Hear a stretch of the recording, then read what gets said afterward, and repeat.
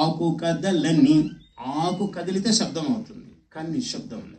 ఆకు కదలని రేకు, ఒక పువ్వు రేకు ఇలా అనిందంటే శబ్దం అవుతుంది, చిన్న శబ్దం, అది కూడా లేదు. రేకు విరియని ఈ మౌనంలో నింగి నేల రెండు పెదవుల నిశ్శబ్దంలో. నిశ్శబ్దం ఎంతుందంటే ఆకాశం ఒక పెదవి, నేల ఒక పెదవి, ఇవి మూసుకుని ఉన్నాయి రెండు. నింగి నేల రెండు పెదవుల నిశ్శబ్దంలో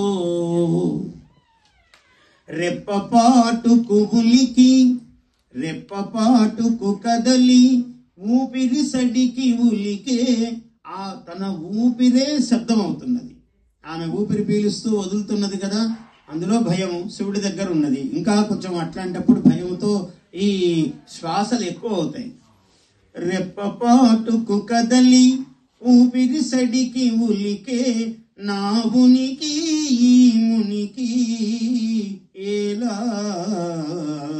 తెలిపేది. సినిమా కోసం రాశాను ఇది పాట. అలా అంత నిశ్శబ్దముగా ఉన్నది వాతావరణం. అప్పుడు ధనుష్యమోఘం సమధత్త బాణం, ఆ సమ్మోహనం అనే 5వ బాణము వేశాడు.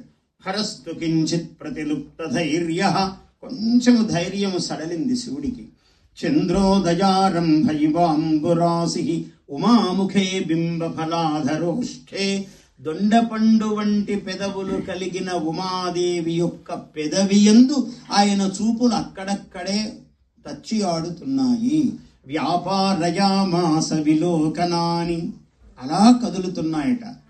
హరస్తు వసీ వసిత్వాత్ బలవన్ నిగృహ్య, ఆయన ఎవడు? పరమశివుడు.